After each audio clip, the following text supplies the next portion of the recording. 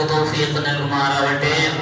അതുകൊണ്ട് നമ്മുടെ മനസ്സ് ക്ലിയറാക്കി ഇബാദത്തുകൾ ചെയ്തുകൊണ്ട് ഫർളായ കാര്യങ്ങൾ കൃത്യമായി എടുത്തുകൊണ്ട് നമ്മളെല്ലാവരും അല്ലാഹുവിലേക്ക് അടുക്കാൻ വേണ്ടി ശ്രമിക്കുക. അല്ലാഹു നമ്മളെയൊക്കെ നന്നാക്കി തരുമാറാവട്ടെ.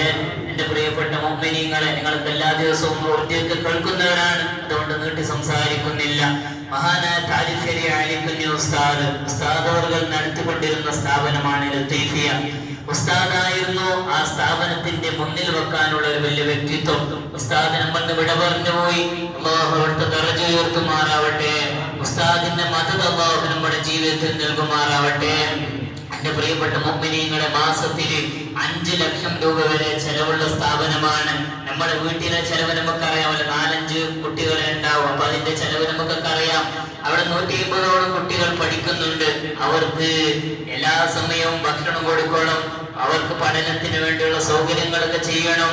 അതിന് നിങ്ങളെ പോലത്തെ മുഅ്മിനീങ്ങൾ സഹായിക്കുന്ന സഹായം കൊണ്ടാണ് ആ സ്ഥാപനത്തിൽ മാസത്തിൽ ഇങ്ങനെ നടന്നു പോകുന്നത്.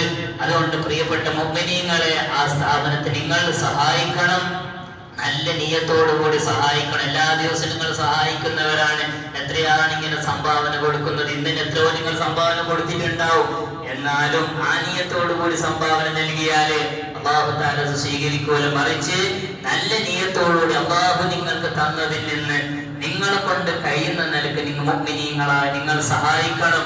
എന്നാൽ മഹാനായ താജിഖ് അലിക്കുഞ്ഞി ഉസ്താദിന്റെ ജീവിതത്തിലുള്ള ഏറ്റവും വലിയ ആഗ്രഹം, ഉസ്താദ് നമ്മളോട് പലപ്പോഴും പറയാറുണ്ട്, എനിക്ക് 5 പൈസ കടമില്ല, ഞാൻ ആരെയും കുറ്റം പറഞ്ഞിട്ടില്ല, ആരെയും വേദനിപ്പിച്ചിട്ടില്ല, ഏത് സമയത്തും മരിക്കാൻ ഞാൻ തയ്യാറാണ് എന്ന് ഉസ്താദ് നമ്മളോട് പലപ്പോഴും പറയാറുണ്ട്.